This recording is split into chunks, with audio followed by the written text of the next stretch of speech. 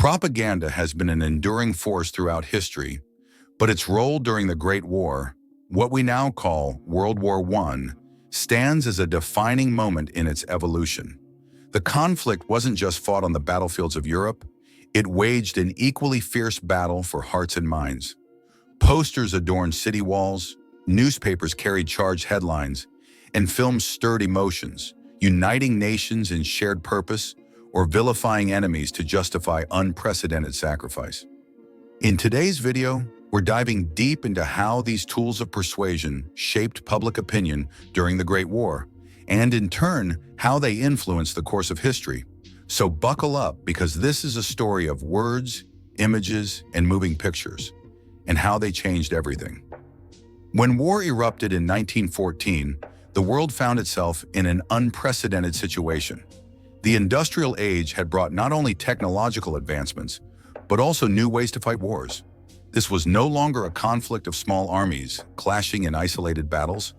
It was total war, requiring entire nations to mobilize. The stakes were colossal, and governments quickly realized that victory would depend not just on weapons and soldiers, but also on controlling the hearts and minds of their populations. This is where propaganda stepped in, transforming from a relatively simple tool into a sophisticated mechanism of psychological warfare. Among the most visible and iconic forms of propaganda during the Great War was the humble poster. Posters were everywhere, on the walls of urban alleys, inside train stations, and plastered across rural towns. Their messages were simple, direct, and emotionally charged. In Britain, the famous "Your Country Needs You" poster featured Lord Kitchener's piercing gaze and an outstretched finger, making a direct and personal appeal to the viewer. It was a psychological masterstroke, creating an immediate sense of duty in anyone who saw it. Across the Atlantic, the United States adopted a similar approach with the iconic "I Want You" for U.S. Army, featuring Uncle Sam in a similar pose.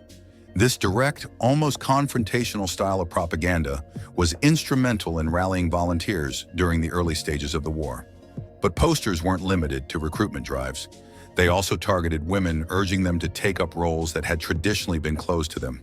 British posters like "Women of Britain, Say Go" depicted women as stoic and supportive figures, urging men to enlist to protect their loved ones.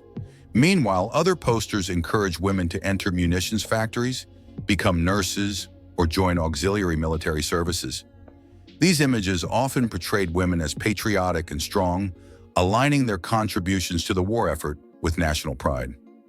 The broader social implications of this propaganda were profound, helping to redefine gender roles during and after the war. Propaganda wasn't just about inspiring patriotism, it was also about creating a clear sense of who the enemy was. Posters often depicted the opposing side in dehumanizing ways. Germans were frequently shown as Huns, a reference to ancient barbaric tribes with exaggerated menacing features. One particularly infamous British poster showed a giant ape-like figure, labeled as a German, carrying off a helpless woman. These images weren't just art. They were psychological weapons, designed to stoke anger, fear, and resolve. By portraying the enemy as monstrous, propaganda justified the war effort and helped maintain public support for the sacrifices it demanded. While posters were visually striking and widely distributed, newspapers were another critical vehicle for propaganda. In an era before television and the internet, newspapers were the primary source of information for most people. Governments understood this and took steps to control the press. In Britain, the Defence of the Realm Act allowed authorities to censor newspapers and suppress stories that could harm morale or reveal sensitive military information. As a result, readers were fed a steady diet of optimistic reports from the front lines and horror stories about enemy atrocities. One of the most effective and controversial uses of newspaper propaganda was the reporting of German actions in Belgium during the war's early stages. Stories of massacres, burned villages, and the mistreatment of civilians were widely circulated. Some of these accounts were based on fact, but many were exaggerated or entirely fabricated. The so-called Rape of Belgium became a rallying cry for the Allies, framing the war as a moral crusade against barbarism. While these stories galvanized public support, they also sowed seeds of mistrust in the media that would linger long after the war. Please take a moment to like and subscribe to our channel so you don't miss any new daily videos. Germany, too, used newspapers to its advantage. The German press emphasized national unity and portrayed the war as a defensive struggle against encirclement by hostile powers. The Kaiser was often depicted as a wise and benevolent leader, and reports from the front lines were carefully curated to highlight victories and downplay setbacks. The goal was to sustain morale and foster a sense of inevitability about German victory, even as the war dragged on and conditions at home deteriorated. But perhaps the most revolutionary tool of propaganda during the Great War was film. The motion picture industry was still in its infancy, but it quickly proved to be a powerful medium for shaping public opinion. Films could reach audiences in a way that newspapers and posters couldn't. They combined visuals, music, and storytelling to create an immersive emotional experience. In Britain, the government produced The Battle of the Somme in 1916, a landmark propaganda film that combined real footage from the front lines with staged reenactments. The film was a massive success, drawing millions of viewers and helping to bolster public support for the war. Although it included harrowing images of wounded soldiers and mass graves, it framed these scenes as a testament to British bravery and sacrifice. Audiences left theaters feeling a renewed sense of pride and determination, even as the grim realities of trench warfare became harder to ignore. In the United States, Hollywood became a key player in the propaganda effort, especially after America entered the war in 1917. The Committee on Public Information, headed by George Creel, coordinated a massive propaganda campaign that included films, posters, and public speeches. Hollywood produced films like The Kaiser, The Beast of Berlin, which depicted German leaders as villains and glorified the Allied cause. These films weren't just entertainment, they were political tools, shaping how Americans viewed the war and their role in it. Propaganda during the Great War also relied heavily on symbols and archetypes. National personifications like Britannia, Marianne, and Germania appeared frequently in posters and illustrations.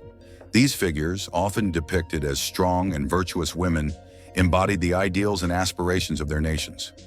Flags, eagles, lions, and other symbols were also used to evoke patriotism and unity. These images were powerful because they transcended language barriers, making propaganda accessible to diverse audiences. As the war dragged on, the tone of propaganda began to shift. Early messages were often optimistic and focused on rallying support for the war effort.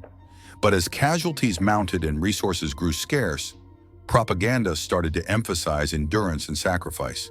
Slogans like, "Keep calm and carry on," a phrase that would later gain iconic status during World War II, encapsulated this shift.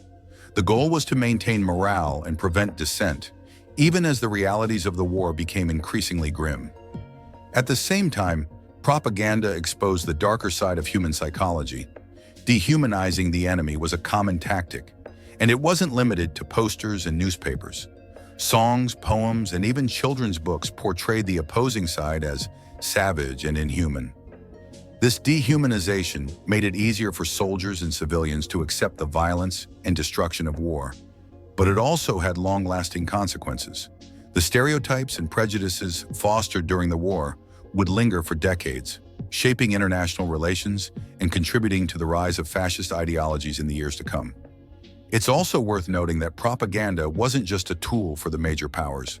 Smaller nations and colonies used it to assert their identities and advance their agendas. In India, for example, nationalist leaders used propaganda to highlight their contributions to the British war effort and argue for greater autonomy. These efforts laid the groundwork for independence movements that would gain momentum after the war. When the war finally ended in 1918, the role of propaganda came under intense scrutiny. Many people felt betrayed when they learned that some of the stories they had been told, such as the more extreme claims about German atrocities, were exaggerated or false. This disillusionment contributed to a growing skepticism about the media and government narratives in the years that followed. Despite its controversies, the propaganda of the Great War left an indelible mark on history. It demonstrated the power of mass communication to influence public opinion on an unprecedented scale. Understanding this history helps us navigate our own media landscape with a more critical eye. If you've enjoyed this deep dive into the world of Great War propaganda, Don't forget to hit that like button and subscribe to the channel.